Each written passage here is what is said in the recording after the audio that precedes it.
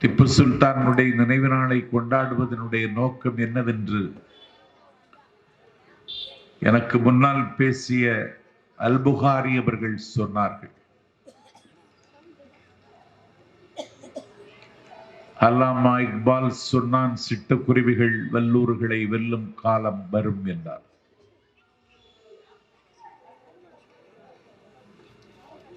ஒரு சர்க்கரை கிண்ணம் போல பட்டுப்பூச்சிகளின் பிரதேசமாக இருந்த வியட்நாமை,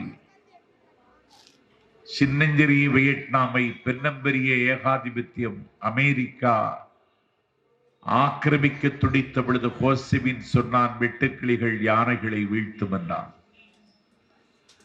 ஒரு பெண்ணம்பெரிய ஏகாதிபத்தியத்தை வீழ்த்துகிற சபரில் சாவின் மடியில் விழுகிற வரையிலும் சமரசம் செய்து கொள்ளாமல் போராடிய மாவீரனுடைய பெயர் திப்பு சுல்தான். உலக வரலாற்றில் விடுதலை வீரர்களின் வரலாற்றை நாஞ்சில் சம்பத் ஒரு மாணவனாக இன்றும் படித்துக் கொண்டிருக்கிறேன். அன்றைக்கு லிபியாவினுடைய விடுதலை வீரன் உமர் முக்தார் விடுதலை கேட்ட காரணத்திற்காக அவனுக்கு மரண தண்டனை கொடுக்கப்பட்டது. மரண மேடையில் நிற்கிறான் உமர் முக்தார். தூக்கு தண்டனையை நிறைவேற்றுவதற்கு இதயத்தில் ஈரமில்லாத அரக்கர்கள் தூக்கு மேடைக்கு கிட்டே வருகிறார்கள். உன்னுடைய கடைசி ஆசை என்ன என்று கேட்டார்கள். மரண தண்டனை விதிக்கப்பட்ட கைதிகளுக்கு கடைசி ஆசையை நிறைவேற்ற வேண்டியது சட்டத்தில் அதுவும் ஒரு சரத்து தான். அன்றைக்கு உமர் முக்தார் இடத்தில் கேட்டார்கள், உன்னுடைய கடைசி ஆசை என்ன, வாட்ஸ் யுவர் லாஸ்ட் டிசைர் என்று கேட்ட பொழுது உமர் முக்தார் சொன்னான், நான் ஓதிக்கொண்டிருக்கிற திருக்குர்ஆனை எனக்கு கொண்டு வாருங்கள், ஓதிவிட்டு நான் என் உயிரை முடித்துக் கொள்கிறேன் என்றார். 70 வயது தாண்டிய உமர் முக்தார் கண் பார்வை மங்கி மறைந்த நிலையில் திருக்குர்ஆன் தன்னுடைய கையில் கொண்டு கொடுக்கப்பட்ட பொழுது என்னுடைய கண்ணாடியை தாருங்கள் என்று கேட்டார். என்னுடைய கண்ணாடியை தாருங்கள் என்றவர் மரண மேடையில் என்று கேட்கிற பொழுது அவருடைய 5 வயது பேரன் கண்ணாடி எடுத்துக்கொண்டு மரண மேடை நோக்கி ஓடி வருகிறான். அப்பொழுது உமர் முக்தார் சொல்லுகிறார், we will never surrender, we will either win or die, we have the next generation to fight, the generation after and the next.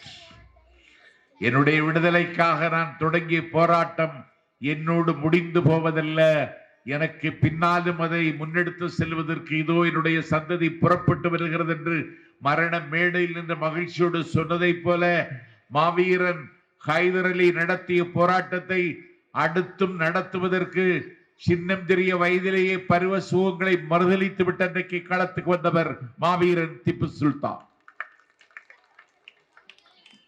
Hyder அலி பட்டாள நடை நடந்து வருகிற பொழுது அவருடைய பக்கத்தில் ஒரு சிங்கம் நடந்து வந்ததை போல நடப்பார் திப்பு சுல்தான். மாவீரன் ஹைதர் அலி திண்டுக்கல்லிலே முகாமிட்டிருந்த காலகட்டத்தில் தமிழ்நாட்டில் சுதந்திரத்திற்கான போரில் எங்கள் ராணி வேலு நாச்சியார் போராடுவதற்கு களத்துக்கு வருகிறார். அவருக்கு மாலை சூட்டிய மணாளன் முத்துவிடுகிறாதர் சிவகங்கை மாவட்டத்தில் காளையார் கோவிலில் ஒரு சிவகேத்திரத்தில் சிவனுடைய கோவிலில் வழிபாடு செய்திருக்கிற பொழுது பகைவர்களால் அவர் கொல்லப்பட்டார்.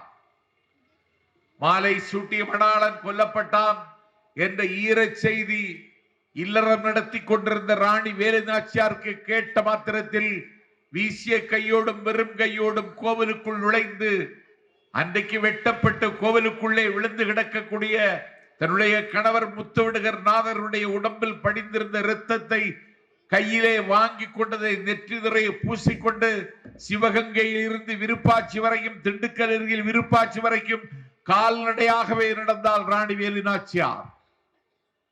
கையறு நிலையில் கணவன் இறந்ததற்கு பிறகு காலம் என்னை கைவிட்டு விட்டதோ என்று கதறி அவர் விருப்பாட்சி வந்து அடைந்த பொழுது, காலம் உன்னை கைவிட்டு விடாது, உனக்கு பக்கபலமாக நான் இருக்கிறேன். சிவகங்கையை மீட்கிற போரில் நீ சிவகங்கைக்கு நாளைக்கே செல்வதாக இருந்தாலும் மைசூர் சமஸ்தானத்தில் இருந்து 4000 ராணுவ வீரர்களை உன்னோடு அனுப்புகிறேன் என்று சிவகங்கையை மீட்கிற போரில் அன்றைக்கு ராணி வேலுநாச்சியாருக்கு 4000 ராணுவ வீரர்களை அன்றைக்கு கொடுத்தவர் மைசூர் புலி ஹைதர் அலி என்றால் அந்த ஹைதர் அலியின் பிள்ளை திப்பு சுல்தான். ஆகவே அவருடைய நினைவை நாங்கள் போற்றுகிறோம் என்றால் எங்களுக்கு நன்றி உணர்ச்சி இருக்கிறது, எங்களுக்கு விடுதலை உணர்ச்சி இருக்கிறது. அதனாலே நாங்கள் அந்த நினைவை போற்றுகிறோம். இதை இன்றைக்கு பெங்களூரில் கொண்டாட முடியவில்லை. அங்கே சங்கிகள் இடையூறு விளைவிக்கிறார்கள். சங்கிகள் எல்லா இடங்களிலும் ஊடுருவுகிறார்கள். பாபர் மசூதிக்கே ராமன் அங்கே பிறந்தார் என்று உரிமை கொண்டாடுகிறார்கள். ஒரு பட்டப்பகலில் பாபர் மசூதியின் மீது ஒரு அசுர தாக்குதலை நடத்துகிறார்கள். ஒரு வழிபாட்டு தலத்தை உடைத்து நொறுக்குவதற்கு அவர்களுக்கு கூச்சமில்லை என்பதை விட குற்ற உணர்வு கூட இல்லை.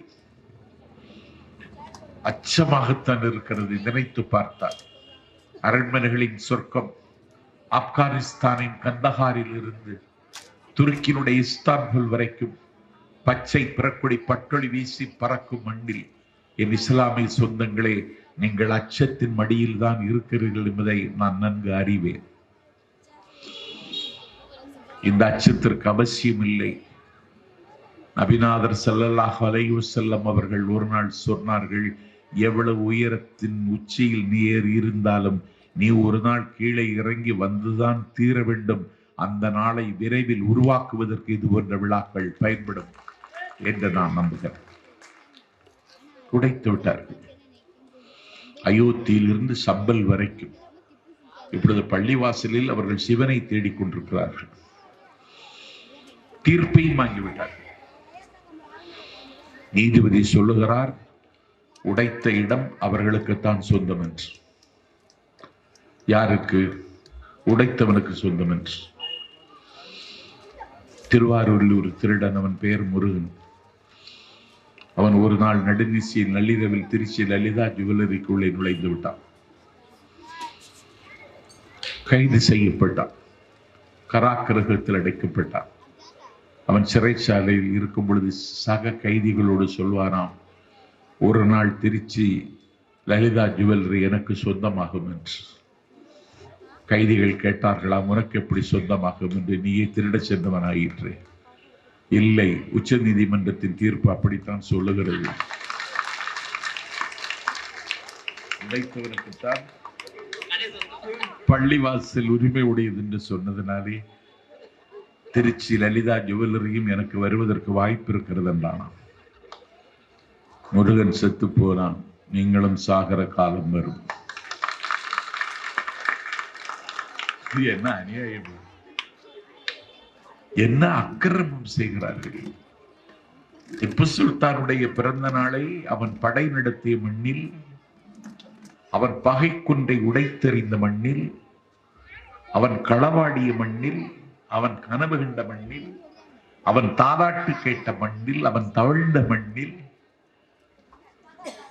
1753 நவம்பர் திங்கள் 20 பெங்களூருக்கு அருகில் வேப்பனஹள்ளியில் பிறந்த எங்கள் மாவீரன் திப்பு சுல்தானுடைய பிறந்த நாளை அவருடைய பிறந்த மண்ணில் கொண்டாடக்கூடாது என்ற ஒரு கூட்டம் ஆரவாரிக்கிறது என்றால், உங்களை வீட்டுக்கு அனுப்புவதற்கு நாங்கள் வீகம் வகுக்கிறோம், அதற்கு எந்த விலையும் கொடுக்க தயாராக இருக்கிறோம் என்பதை சொல்லத்தான் திப்பு சுல்தானுடைய நிறைவை போற்றுகிற நிகழ்ச்சியை சேலம் கோட்டையில் நடத்துகிறோம். இது என்ன கொடுமை இது? எல்லோரும் தயங்குகிறார்கள், எல்லோரும் அச்சத்தில் உறைந்திருக்கிறார்கள். எப்பொழுதுதான் அமித்ஷா ஒரு வாசலை திறந்து வைத்திருக்கிறார். நான் கேட்கிறேன், இது ஒரு நாடா? இது இந்த அநியாயத்தை நீங்கள் செய்யலாமா? திப்பு சுல்தானுடைய நினைவை போற்றுவதற்கு காரணம், அவருடைய ஸ்ரீரங்க பட்டணத்தில் இருந்த கோவில்களின் எண்ணிக்கை 100 கோவில்கள், இந்து கோவில்கள். நன்றாக பதிய வைத்துக் கொள்ளுங்கள், அங்கே இருந்த பள்ளிவாசல் ஒன்றே ஒன்றுதான். 100 இந்து கோவில்கள் ஸ்ரீரங்கப்பட்டினத்தில் இருந்தது, பள்ளிவாசல் ஒன்றுதான் இருந்தது. அவர் ஹைதர் அலியின் மகனாக பிறந்தார். வீரமும் ஈரமும் அவருடைய குருதியில் கலந்திருந்தது. அவர் யாருக்கும் அச்சப்படவில்லை. அவர் அச்சப்படாமல் தன்னுடைய பயணத்தை தொடர்ந்தார். பிரிட்டிஷ் ஏகாதிபத்தியத்தினுடைய ஆரக்கால்கள் ஆடிற்று. அன்றைக்கு நிஜாம்கள் துரோகம் செய்தார்கள். துரோகம் அவரை தொடர்ந்து கொண்டே இருந்தது. இன்றைக்கு இருக்கிற மனோகரமான மலையாள மண்ணின் மலபார் வரைக்கும் எங்கள் திப்பு சுல்தானுடைய கொடி உயர பறந்தது, பட்டொளி வீசி பறந்தது. அன்றைக்கு எங்கள் பெண்களுக்கு மேலாடை அணிவதற்கு அனுமதி இல்லை. நீங்கள் மேலாடை அணிந்து கவுன் அணிந்து தலையை மறைப்பதற்கு கூட நீங்கள் சால்வை போட்டுக் கொண்டு வந்திருக்கிறீர்கள். அன்றைக்கு மார்பகத்தை மறைப்பதற்கு கூட மேலாடை போடுவதற்கு அன்றைக்கு அதிகாரம் இல்லை.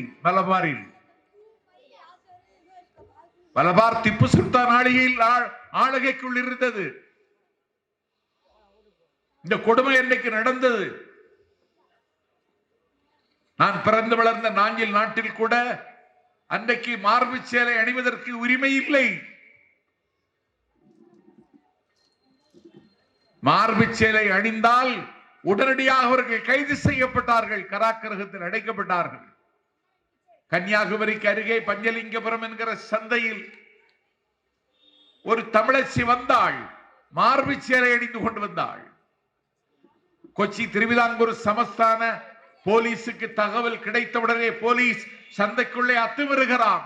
அந்த குறிப்பிட்ட பெண்ணினுடைய மார்பு சேலையை கலத்தி எறிவதற்கு ஒரு கோலை பயன்படுத்தி மார்பு சேலையை அகற்றுவதற்கு முயற்சிக்கிறான். இந்த மார்பு சேலை கீழே விழுகிற நேரத்தில் மார்பு சேலையோடு அவள் கழுத்தில் கிடந்த தங்கத்தாலான தங்க சங்கிலியும் கீழே விழுந்தது. பஞ்சலிங்கபுரத்தில் நடந்தது. அந்த சந்தைக்கு இன்றைக்கும் தாலியறுத்தான் சந்தை என்றுதான் பெயர். மாமன்னர் திப்புவிற்கு மலபாரில் மார்பு சேலை கூட போடுவதற்கு அனுமதி மறுக்கப்படுகிறதாம் என்ற செய்தி வந்த பொழுது அவர் உடனடியாக அங்கிருக்கிற கவர்னருக்கு கடிதம் எழுதினார். இந்த அநீதிக்கு முடிவு கட்டுங்கள், இந்த அநியாயம் என்னுடைய சாம்ராஜ்யத்தில் எங்கேயும் நடக்க நான் அனுமதிக்க மாட்டேன் என்று கவர்னருக்கு கடிதம் எழுதினார். அன்றைக்கு அப்படி ஒரு நல்ல கவர்னர் இருந்தார்.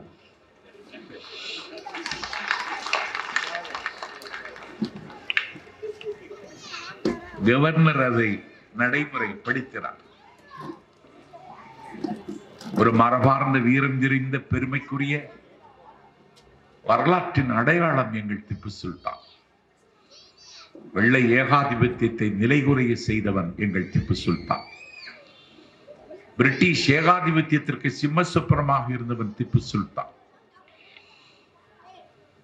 அமானுஷ்யமான அவருடைய ஆற்றலும் அசாத்தியமான அவருடைய துணிச்சலையும் இந்த நாட்டில் வார்த்தைகளால் அளக்க முடியாத அளவுக்கு அவர் விஸ்வரூபம் எடுத்து நின்றார் இந்திய வரலாற்றில். அவர் செய்த துணிச்சலான காரியங்கள் பல இருக்கின்றன. நாங்கள் ஏதோ இந்துக்களுக்கு ஆகாதவர்கள் மாதிரி திட்டமிட்டு பிரச்சாரம் செய்கிறீர்களே, அவர் வெளியிட்ட நாணயத்தில் என்ன இருந்தது தெரியுமா? சிருங்கேரி சாரதா தேவியினுடைய படத்தை அவர் நாணயத்தில் வெளியிட்டார். இன்னொரு நாணயத்தில் என்ன வெளியிட்டார் தெரியுமா? சிவபெருமானுடைய படத்தை வெளியிட்டார். நீங்கள் வெளியிடுவீர்களா? இந்த சமய சகிப்புத்தன்மை அவரிடத்தில் இருந்தது, சமூக நல்லிணக்கம் அவரிடத்தில் இருந்தது. அந்த ஸ்ரீரங்கப்பட்டினத்தில் எல்லா மக்களையும் ஒன்றாக பாவித்தார். ஒரு மிகச்சிறந்த நிர்வாகியாக அவர் தன்னை அடையாளப்படுத்திக் கொண்டார். அவர் எதற்கும் கதிகலங்கவில்லை. எல்லாவற்றையும் தனதாக்கிக் கொள்ள நடித்த வெள்ளை ஏகாதிபத்தியம் திப்பு சுல்தானுடைய வீரதீர செயல்களையும் அவருடைய நிர்வாகத்தையும் கண்டு நிலை குலைந்து அவருக்கு ஒரு முடிவரை எழுதுவதற்கு அவன் பல்வேறு முயற்சிகளை மேற்கொண்ட காலகட்டத்திலும் எல்லாவற்றையும் தனி ஒருவராக நின்று எதிர்கொள்வதற்குரிய ஆன்ம பலமும் வைராக்கியமும் திப்பு சுல்தானில் உறங்கி கிடந்தது. அவர் ஒரு உரிமை போரை நிகழ்த்தினார். எந்த காலகட்டத்திலும் அவர் கதிகலங்கி போய்விடவில்லை. அதனால் தான் அண்ணல் காந்தியடிகள் திப்புவின் சீர்திருத்த சிந்தனையால் மெய்சிலிர்த்த மகாத்மா காந்தி திப்பு நல்ல இஸ்லாமியர். அவர் மதுவிலும் மங்கையரிலும் மூழ்கி போகாத நல்ல மனிதராக இருந்தார். கடமைகளை மறக்காமல் திப்பு சுல்தான் நல்லாட்சி வழங்க முயன்றார். பரிபூர்ணமான மதுவிலக்கை அமலாக்கிய உன்னதமான திப்பு சுல்தான் என்று தாழ்வுற்று வரம்பை மிஞ்சி விடுதலை தவறிக்கட்டு பாழ்விட்டு நின்றதாம் ஒரு பாரத தேசம் தன்னை வாழ்விக்க வந்த காந்தி எங்கள் திப்பு சுல்தானை ஆராதித்தார். ஒரு ஆங்கில ஏகாதிபத்தினுடைய நாடு பிடிக்கும் ஆசை திப்பு சுல்தான் வீழ்த்தப்பட்ட அவர் மரணத்தை முத்த நாளில் நீங்கிற்று. அவர் மரணத்தை எதிர்கொள்ளுகிற நேரம் வரையிலும் போராடி கொண்டே இருந்தார். கூடுவிட்டு கூடுபாய்ந்தார். எதிரிகளை திகைக்க வைத்தார், திண்டாட வைத்தார். நாட்டு மக்களினுடைய வாழ்க்கையில் வெளிச்சம் வேண்டும், அதே நேரத்தில் விவேகம் வேண்டும் என்று தீர்மானமாக இருந்தார். பட்டு போயிருந்தது பட்டு தொழில். அந்த தொழில் கெட்டு போகப்படாது என்று கருதி பட்டு தொழிலில் மிகப்பெரிய சீர்திருத்தங்களை கொண்டு வந்தார்.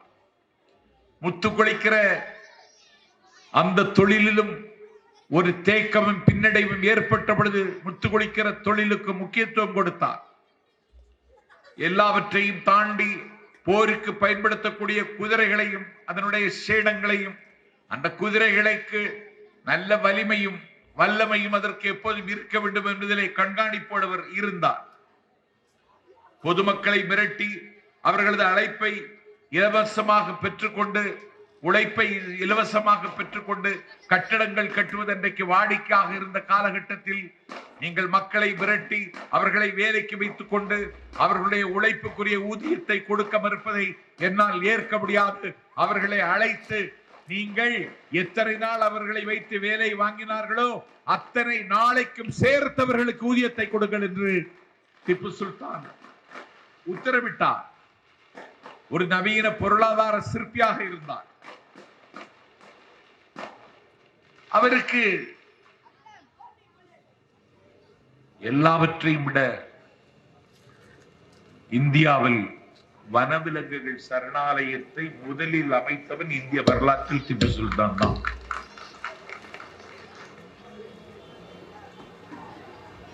வனவிலங்குகளை வேட்டையாடுவதை தடை செய்தார்.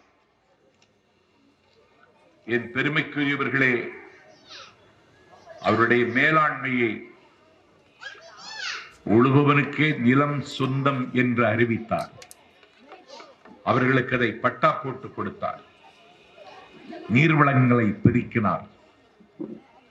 கண்ணம்பாடி அணை என்று மக்கள் திலகம் எம்ஜிஆருக்கு புலமை பித்தன் ஒரு பாட்டெழுதி கொடுப்பானே, அந்த கண்ணம்பாடிக்கு அணைக்கு கல் போட்ட தலைவன் எங்கள் மாவீரன் திப்பு சுல்தான். அவர் உணவு, உடை, உறையுள் எல்லா மக்களுக்கும் உத்தரவாதப்படுத்த வேண்டும் என்பதில் அவர் மிக உறுதியாக இருந்தார். எல்லா மக்களுக்கும் ஒரு கவசமாக இருக்க வேண்டும் என்ற கடமை உணர்வோடு அவர் நிர்வாகத்தை சிரிக்கிறார். துரோகிகளால் அவர் முற்றுகையிடப்பட்டு அவரை வீழ்த்த முடியும் என்கிற நம்பிக்கை பிரிட்டிஷ் ஏகாதிபத்திற்கு வர முடியாத அளவிற்கு அவர் இந்த நாட்டில் களமாடினார். ஒரு மிகப்பெரிய சாம்ராஜ்யத்தை கட்டி நிர்மாணிப்பதற்கு ஒரு தலைவருக்கு என்ன தகுதி வேண்டுமோ அந்த தகுதிகளை எல்லாம் மைசூர் புலி தன்னுடைய தந்தை ஹைதரிடமிருந்து பெற்றுக்கொண்டு அதை இந்த நாட்டில் அவர் நடைமுறைப்படுத்தினார். ஒரு கனடா சங்கத்தில் ஒரு உறுப்பினராக இருந்தார்.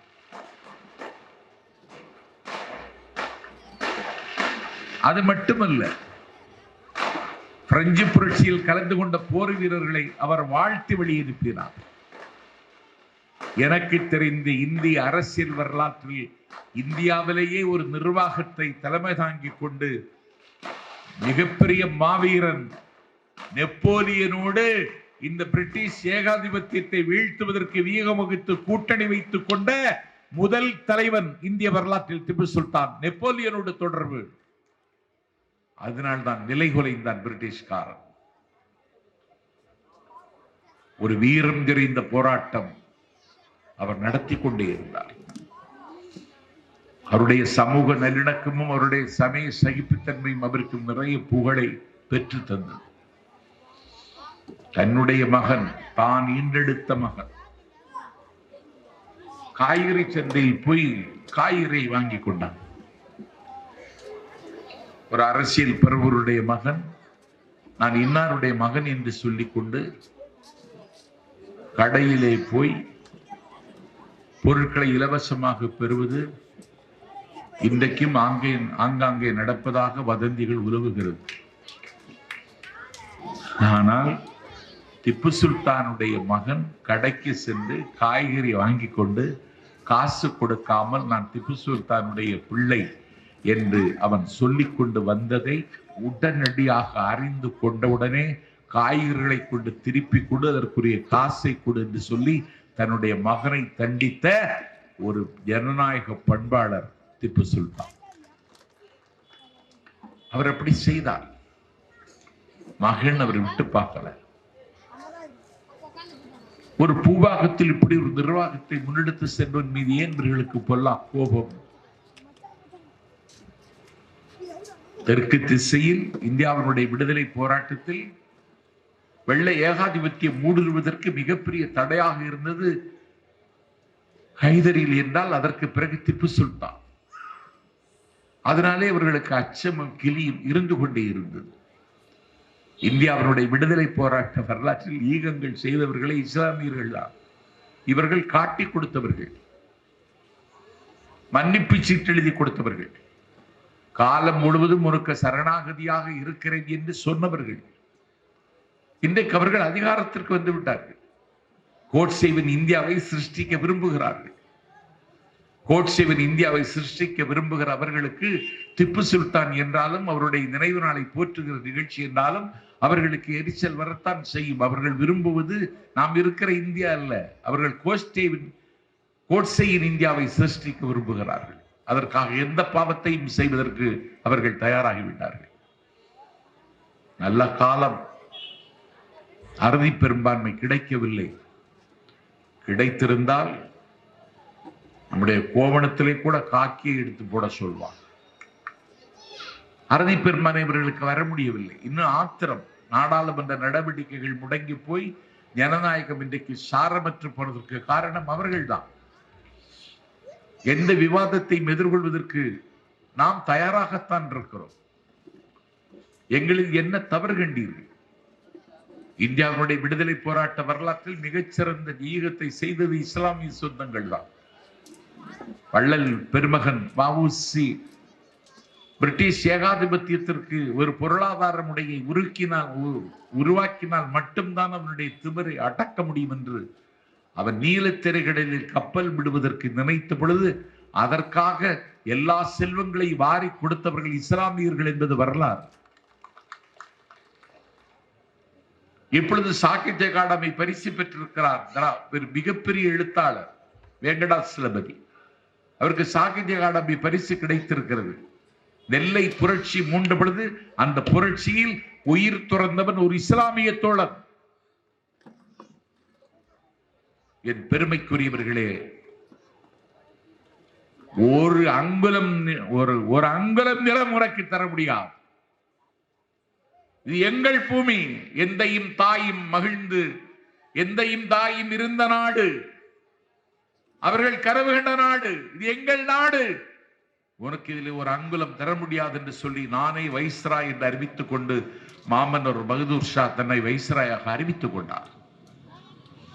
நீயா வைஸ்ராய், உன்னை என்ன செய்கிறேன் பார் என்று மாமன்னர் பகதூர் ஷாவை கைது செய்து கராக்கிரகத்தில் ஒரு நாகி இழுப்பதைப் போல இழுத்துக் கொண்டு கராக்கிரகத்தில் கொண்டு அடைத்தார்கள். மாமன்னர் பகதூர் ஷா சிறையில் அவருக்கு வயிறு பசித்தது. காலை நேரம், எனக்கு வயிறு பசிக்கிறது, எனக்கு காலை உணவு தாருங்கள், எங்கே என்னுடைய பிரேக்ஃபாஸ்ட் என்று அவர் கேட்டார். பிளீஸ் வெயிட், கொஞ்சம் நில்லுங்கள் என்று சொல்லி என் பெருமைக்குரியவர்களே மாமன்னர் பகதூர் ஷாவுக்கு ஒரு தாம்பாளத்தில் துணி போட்டு மூடி இதோ உங்கள் பிரேக்ஃபாஸ்ட் என்று அவருடைய கையில் கொண்டு கொடுத்தார்கள். கண்ணீர் வருகிறது. அந்த துணியை அகற்றிவிட்டு என்ன சாப்பாடு இருக்கிறது என்பதை எடுத்து சாப்பிடுவதற்கு துணியை அகற்றி பார்த்தார். அவருடைய வெட்டப்பட்ட 2 புதல்வர்களின் தலை இருந்தது. அப்பொழுது மாமன்னர் பகதூர் ஷா அளவில்லை. அந்த வெள்ளைக்கார போலீஸ் கேட்டான், ஏன் அளவில்லை என்று. அப்பொழுதும் மாமன்னர் பகதூர் ஷா சொன்னார், மன்னர்கள் ஒரு நாளும் அழுவதில்லை. ஓர் அங்குலம் நிறம் தர முடியாது என்று சொன்னவரை சிறைப்படுத்தி அதற்கு பிறகு அவர்களை பர்மாவிற்கு கடத்தி அவர் கரித்துண்டால் பர்மாவின் சுவர்களிலே ஓவியங்களும் விடுதலை குறித்த செய்திகளை எழுதி கொண்டிருக்கிறார். அங்கேயும் அவரை கைதியாக்கி ஓர் அங்குலம் நிலம் தர முடியாது என்று பிரிட்டிஷ் ஏகாதிபதியத்திற்கு அறைகூவல் விட்ட மாமன்னர் பகதூர் ஷாவுக்கு இந்த மண்ணில் அடக்கம் செய்வதற்கு கூட 6 அடி நிலம் கிடைக்கவில்லை. அவர் பர்மாவில் அடக்கம் செய்யப்பட்டார். காந்தியினுடைய அகிம்சை மட்டும் இந்தியாவுடைய விடுதலையை தீர்மானிக்க முடியாது. முள்ளை முள்ளால் தான் எடுக்க வேண்டும், ஆயுதத்திற்கு ஆயுதத்தால் தான் பதில் சொல்ல வேண்டும் என்று சொல்லி இந்தியன் நேஷனல் ஆர்மியை கடல் கடந்த நாடுகளில் உருவாக்கி கடல் கடந்த நாடுகளில் பாடி வீடுகளையும் பாசல்களையும் அமைத்து அன்றைக்கு ஒரு இந்தியன் நேஷனல் ஆர்மியை மாவீரன் சுபாஷ் சந்திரபோஸ் தொடங்கிய காலகட்டத்தில் அவர் ஒரு நாள் மாமன்னர் பகதூர் ஷாவினுடைய நினைவிடத்திற்கு சென்று, உங்களுடைய ஊக்கத்தை எனக்கு தாருங்கள், உங்கள் உள்வலியை தாருங்கள், வீரம் தெரிந்த ஒரு போராட்டத்தை நடத்துவதற்கான மனவலிமை எனக்கு தாருங்கள் என்று நேதாஜி கேட்டு அந்த அடக்கத்தலத்தில் இருந்து ஒரு பிடி மண்ணை எடுத்து தன்னுடைய வாளில் போட்டுக்கொண்ட அன்றைக்கு பயணத்தை தொடர்ந்தார் நேதாஜி. இதுதான் இந்திய சுதந்திர போராட்ட வரலாறு. இந்தியாவை அடுத்த நூற்றாண்டுக்கு அழைத்து செல்வதற்கு 1000 கனவுகளை கண்ட மகத்தான தலைவன் ராஜீவ் காந்தி அதே அடக்கத்தலத்தில் சென்று அவரும் அந்த பிரார்த்தனை அங்கே செய்தார். ஆனால் இந்த நாட்டில் ஒரு வரலாற்று மோசடி அவர்கள் குறிப்பாக செய்கிறார். அதற்கு இன்றைக்கு அதிகாரத்தை பயன்படுத்துகிறார். எல்லா விதமான பாவங்களையும் செய்வதற்கு மிகுந்த மூர்க்கத்தரமான நடவடிக்கைகள் இறங்கி இருக்கிறார். கண்ணியத்திற்குரிய அல் புகாரி பேசும் பொழுது, நாடாளுமன்ற பிரச்சனை வருகிற பொழுது, அந்த சாரங்கி என்று சொல்லக்கூடிய இவ்வளவு பெரிய அயோக்கியன், அவனுக்கு இவ்வளவு பெரிய மோசமான பின்னணி இருக்கிறது எனக்கே தெரியவில்லை, அவர் சொல்லித்தான் தெரியும். இதை மக்களுக்கு நாம் சொல்ல வேண்டிய கடமையில் கட்டத்தில் இருக்கிறோம். அந்த கடமையில் நாம் பின்வாங்கி விடக்கூடாது. அவர் வாழ்ந்த காலத்தில் எல்லா மக்களும் அவரை கொண்டாடினார்கள், போற்றினார்கள். அவர்களுக்கு ஆத்திரம் வந்தது. அநியாயம் செய்து பழக்கப்பட்டவர்களுக்கு நியாயத்தின் மீதியில் இப்படி ஒருவன் பயணிக்கிறான். இஸ்லாம் அவருக்கு அந்த உரிமையை தந்தது என்பதை விட அந்த உணர்வை தந்தது. அதன் வழி அவர் பயணித்தார். எந்த காலகட்டத்திலும் அவர் பிரிட்டிஷ் ஏகாதிபத்தியத்தை கண்டு அச்சப்படவில்லை. மைசூர் 4வது போர் முக்கியமான காலகட்டம். துரோகி காட்டி கொடுத்து விட்டார். ஆங்கில படை அவரை நெருக்குகிறது, அவரை முந்திக் கொண்டு முன்னேற முயல்கிறது. முட்டுக் கொடுப்பதற்கு துரோகிகள் பின்னால் சதி செய்து கொண்டு வந்து கொண்டிருக்கிறார்கள். ஆனாலும் தலைகள் வெட்டி வீழ்த்தப்படுகின்றன. பனங்காயை வெட்டுவதைப் போல வெட்டுகிறார்கள். அவர் கண்ணுக்கு முன்னாலே அவருடைய சகபாக்கள் அவருடைய தோழர்கள் அந்த அணிவகுப்பில் கலந்து கொண்ட இளைய வீரர்கள் செத்து மடிவதை கண்ணால் பார்க்கிறார். அப்பொழுது அவர் கவலை வரவில்லை. ஒரு விடுதலைக்கார போராட்டத்தில் மரணத்தை வெகுமதியாக கொடுக்க வேண்டியது வரும். உலகத்தில் எல்லா விடுதலையும் அப்படியே சாத்தியமாகி இருக்கிறது. இது சரித்திரத்தின் போக்குதான் என்று சமாதானம் செய்து கொண்டு அவர் முன்னேற துடிக்கிற பொழுது ஒருவன் அவருடைய நெற்றியில் சுட்டான். நெற்றியில் சுட்டான். மரணம் அவருடைய வாசலுக்கு விரைந்து வருகிறது. நன்றாக கேளுங்கள். சாவு தன்னை நோக்கி நெருங்கி வருகிறது என்பதை உள்வாங்கிக் கொண்டவராக நெற்றியில் சுடப்பட்ட இடத்தில் இருந்து குருதி வழிந்து கொண்டிருக்கிற நேரத்தில் அவர் கீழே சாய்கிறார். அப்பொழுதும் முத்துக்கள், வைரங்கள், வைடூரியங்கள்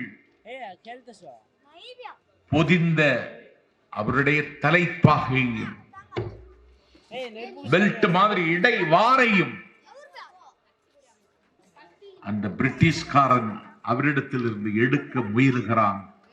அரை மயக்கத்தில் சாய்ந்து கிடக்கிற வேளையிலும் அப்பொழுதும் அவனை தாக்க முயற்சித்து எழுந்து நின்று தாக்குவது போல அவனை அடிக்கிறான்.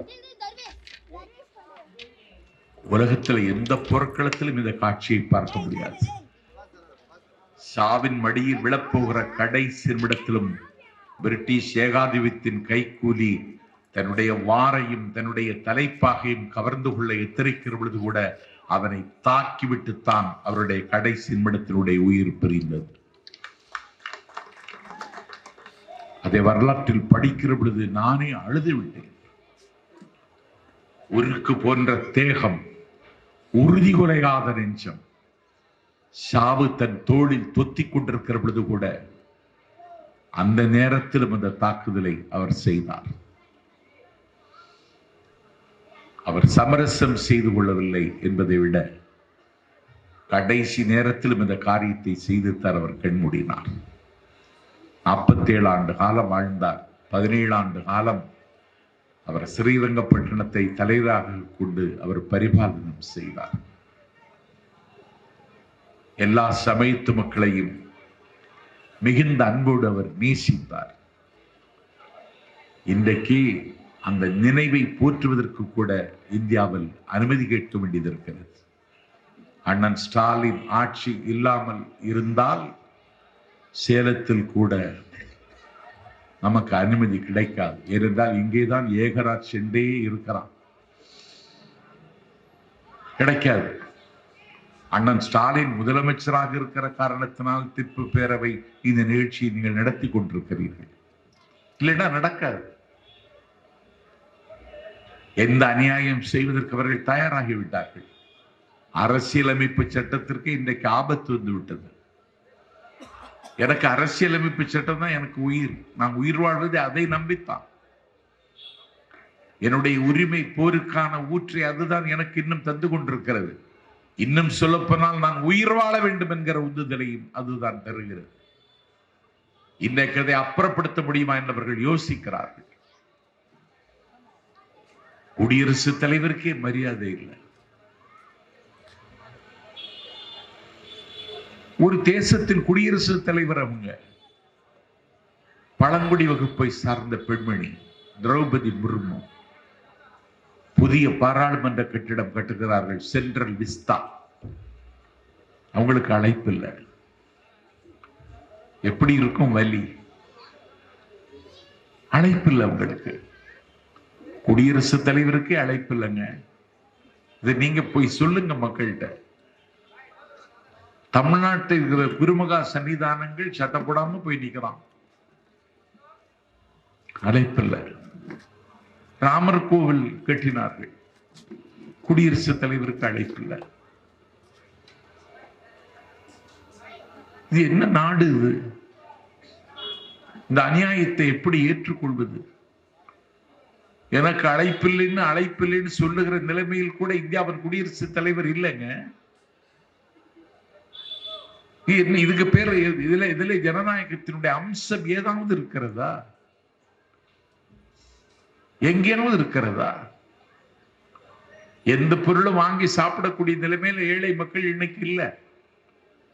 ஆனா திப்பு சுல்தானுடைய சாம்ராஜ்யத்தில் எல்லா மக்களுக்கும் உணவும் உடையும் முறைகளுக்கும் உத்தரவாதப்படுத்த வேண்டும் என்பதற்காக இவருடைய நிர்வாகத்தை இவர் ஒழுங்காக முன்னெடுத்தார்.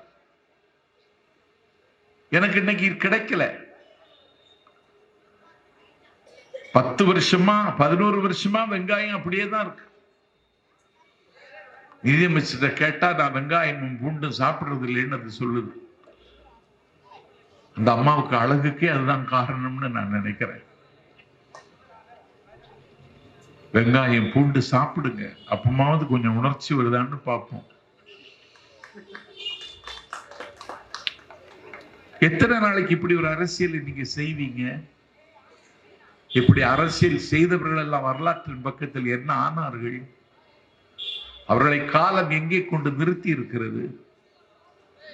இந்த அநியாயத்திற்கு அன்னைக்கு தலைமை தாங்கின லால்கிருஷ்ணன் அத்வானி எங்கே? இன்னைக்கு என்னாச்சு அத்வானிக்கு? இந்த அநியாயத்தை இந்த நாட்டில் கொஞ்சம் கூட ஒரு பல்கலைக்கழகத்தினுடைய ப்ரொஃபசர்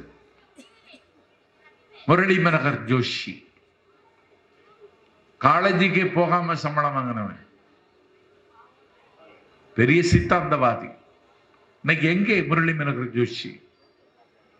பாபர் மசூதை உடைப்பதற்கு ஊர் ஊராக போய் பிரச்சாரம் செய்தவள் உமா பாரதி, இன்னைக்கு எங்கே உமா பாரதி?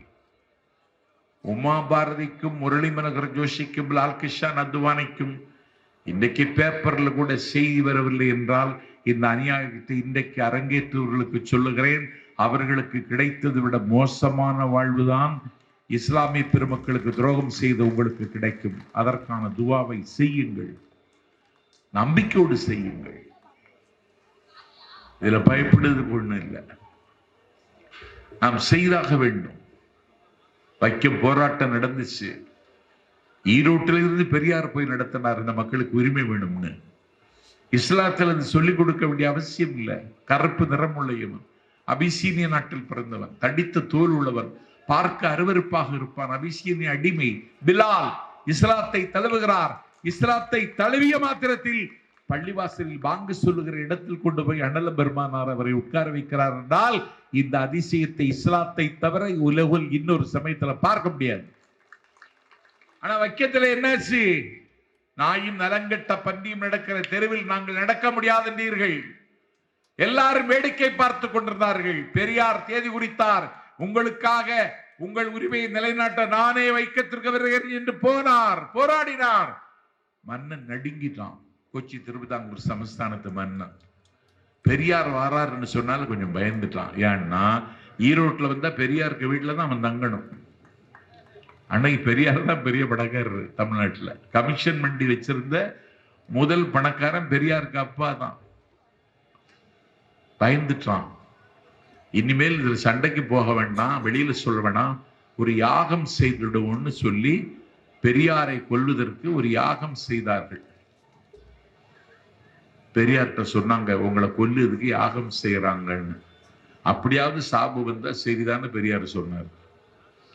யாகம் முடிந்தது, மன்னன் செத்து போனான், பெரியார் உயிரோடு இருக்கிறார்.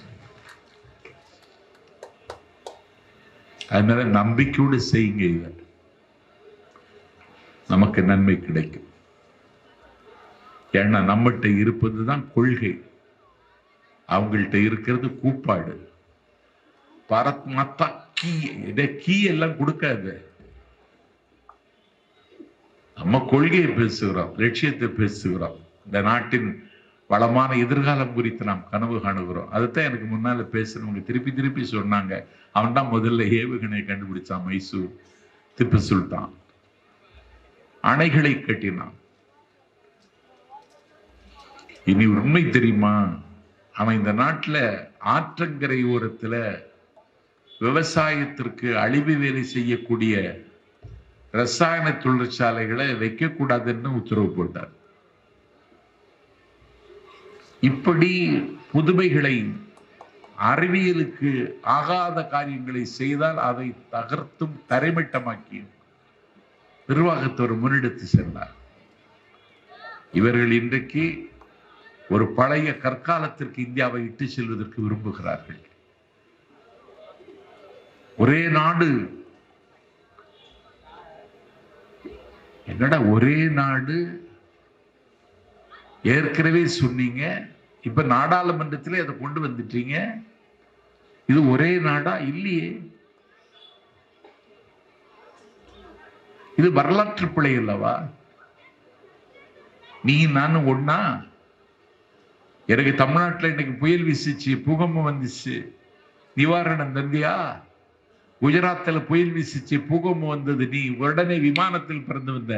பாதிக்கப்பட்டவர்களுக்கு உன் கணக்கில் இருந்தே 2 லட்சம் ரூபாய் கொடுத்த, எங்களுக்கு கொடுத்தியா? எங்களுக்கு கஜானாவில் காசு இல்லை, அந்த ஸ்டாலின் 6000 ரூபாய் கொடுக்கிறாரு, நீ தந்தியா? இதுவரைக்கும் தரலையே. இது எப்படி ஒரு நாடு? குஜராத்துக்கு ஒரு நியாயம், எனக்கு ஒரு நியாயமா? இது ஒரு காலம் கிடையாது. அன்னைக்கு ஒரு பள்ளிவாசலுக்கு ஃபக்கீர் பாய் ஒரு ஆட்டுக்கடாபை வாங்கி நேர்ந்து விட்டு இருந்தாரு.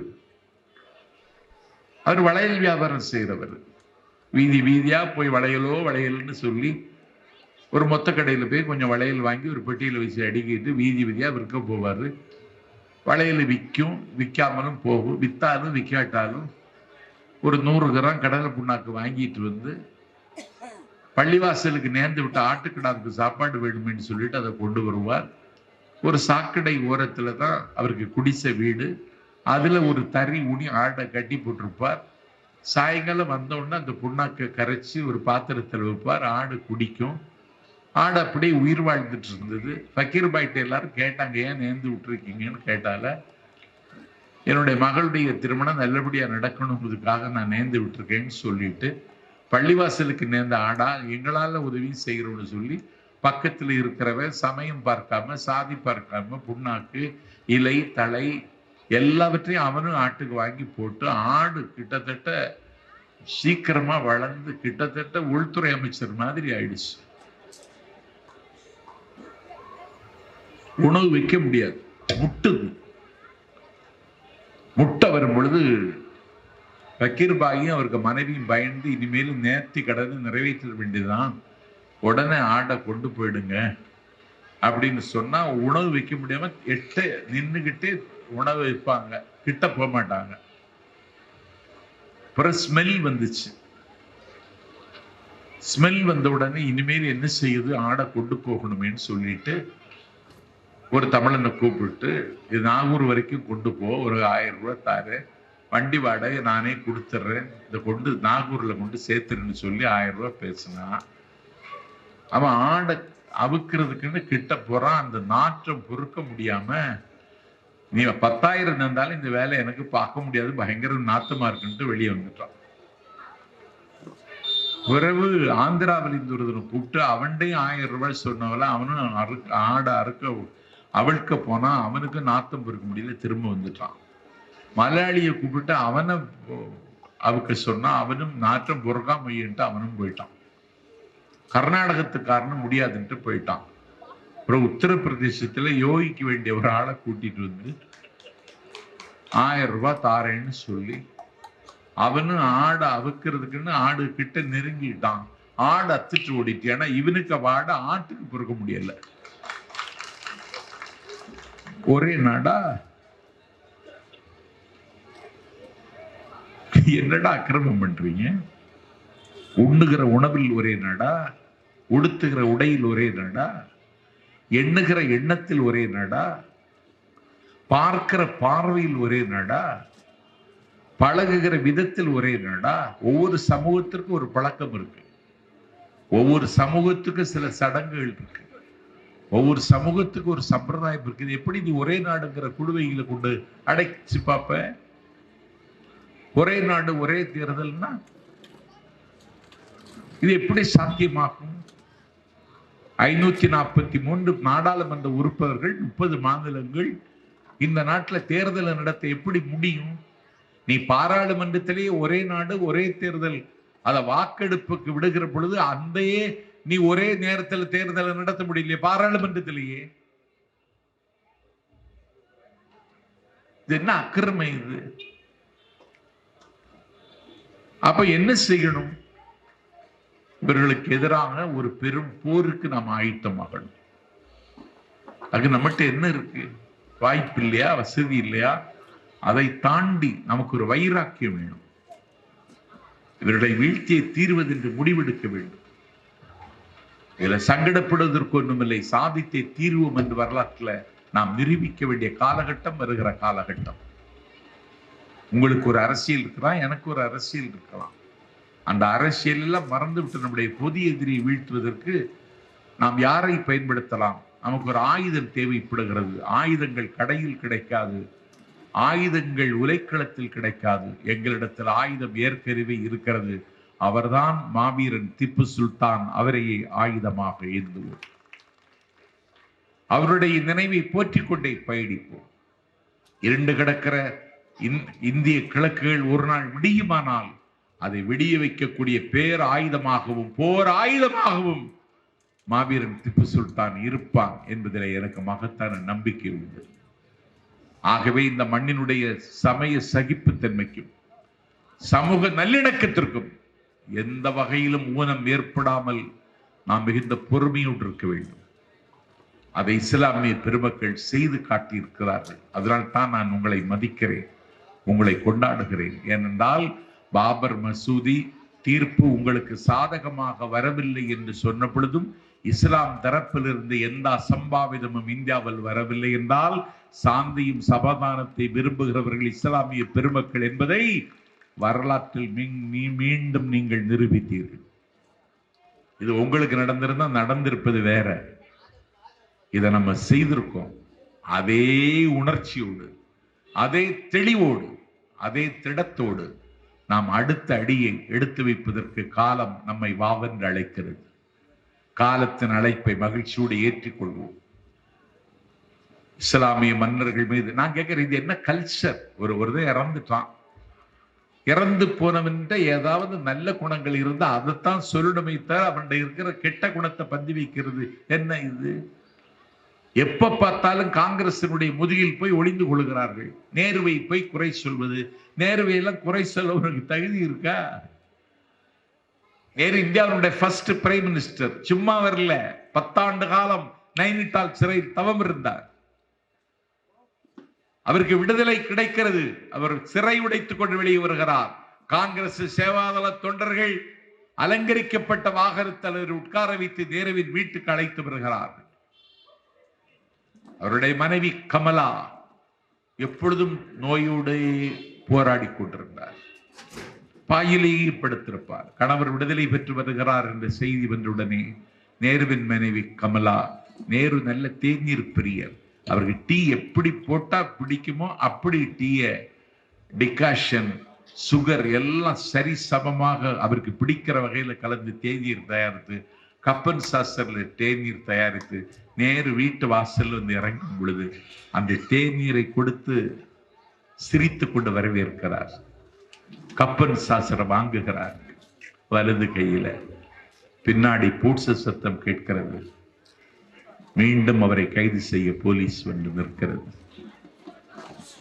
புரிந்து கொண்டார் நேரு கைது செய்யத்தான் வந்திருக்கிறார்கள் என்று. கப்பன் சாசர் டீவால் அப்படியே வைக்கிறார். வச்சுட்டு மீண்டும் போலீஸ் வேனில் ஏறுகிறார். கமலா நேருவுக்கு சிறைச்சாலைக்கு கடிதம் எழுதுகிறார். நான் உங்களுக்கு ஆசையாக தயாரித்து வைத்திருந்த தேநீரையாவது குடித்திருக்க கூடாதான்னு கேட்டு எழுதுகிறார். அவர் சொல்லுகிறார், குடிச்சிருக்கலாம், ஆனால் நான் கைதி, என்னை குடிக்க அவர்கள் அனுமதிப்பார்களா எனக்கு தெரியவில்லை. நான் கைதி, அனுமதிக்க மாட்டார்கள், சட்டத்தில் அதற்கு இடமில்லை. நான் அப்படியே வாங்கி குடிச்சிட்டாலும் நான் மீண்டும் சிறைக்கு வருகிற பொழுது அந்த தேநீர் பருகிய காட்சியை நீ நினைத்து நினைத்து நீ அழுது கொண்டிருப்பாய். நீ அழுவது எனக்கு உடன்பாடு இல்லை, கமலா என்னை மன்னித்து விடு என்று நேரு தன்னுடைய மனைவி கமலாவுக்கு கடிதம் எழுதுகிறார். அவர் பெயர் நேரு.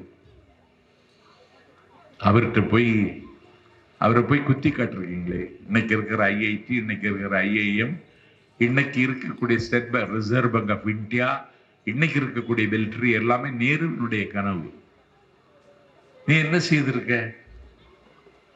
கொஞ்சம் எண்ணி பாருங்கள். இவன் நேருக்கு முதுகுல போய் மறைகிறான், இந்திரா காந்திக்கு முதுகுல போய் மறைகிறான். இந்தியா பாகிஸ்தான் யுத்தம் வந்த பொழுது அதை 10 நாளில் சந்தித்து பகை பிடித்து பூமி பந்தில் வங்காளதேசம் என்ற ஒரு நாட்டை கருவில் சுமந்து அதை உருவாக்கி தந்து வெற்றி திருமகள், உலகத்தின் மிகப்பெரிய அயன் லேடி இந்திரா. அவங்கள குறை சொல்றாங்க, இங்க கலைஞரை குறை சொல்றாங்க. யாராக இருந்தாலும் காலமாகி போனவர்களை, கல்லறை குயிலாகி போனவர்களை, இந்த கல்லறை குயில் மீது, கல்லறையாகி போனவர்களின் கல்லறையின் மீது தாக்குதலை தொடுப்பது மாதிரி அநாகரிகம் வேறு ஒன்றும் இல்லை. அந்த அநாகரிகத்தை அவர்கள் செய்கிறார்கள். அறிவிருக்கத்தகுந்த இந்த அரசியலில் இருந்து இந்த நாட்டை காக்கவும் மீட்கவும் மீண்டும் ஒரு புதிய போர் நடத்த வேண்டிய நிலைமைக்கு நாடு தள்ளப்பட்டிருக்கிறது. விவாதம் செய்ய வேண்டிய நாடாளுமன்றத்தில் விவாதம் செய்ய முடியவில்லை. Right to differ, right to criticise, கேள்வி கேட்கவும் விமர்சிக்கவுமான உரிமை மறுக்கப்படுகிற இந்த சூழலில் அதை வென்றெடுப்பதற்கான போராட்டத்தை தன்னுடைய வாழ்நாள் முழுவதும் நடத்திய மாவீரன் திப்பு அதற்கான வைராக்கியத்தை, அதற்கான வரத்தை, அதற்கான ஊக்கத்தை, அதற்கான உள்வலியை, அதற்கான ஒளியை, அவருடைய நினைவு நாளை, நினைவை போற்றுகிற இந்த நாளில் அவர் நமக்கு தர வேண்டும் என்று சொல்லி எல்லாம் வல்ல அல்லாஹ்விடத்திலே துவா செய்து, திப்பு சுல்தான் புகழ் காலம் உள்ளவரையும், கார் உள்ளவரையும், கடலும் மலையும் உள்ளவரையிலும் திப்பு சுல்தான் புகழ் இருக்கும் என்பதை பதிவு செய்து, இந்த மகத்தான வாய்ப்பை தந்த திப்பு சுல்தான் பேரவைக்கு என்னுடைய மனமார்ந்த நன்றிகளை தெரிவித்து, இன்னும் பேசினாலும் நீங்கள் கேட்பீர்கள் என்றாலும் நான் இன்னும் திருப்பி ஊருக்கு போக வேண்டிய இடரில் இருக்கிற காரணத்தினால் விருப்பமில்லாமல் விடைபெறுகிறேன். இன்ஷா அல்லாஹ் சந்திப்போம்.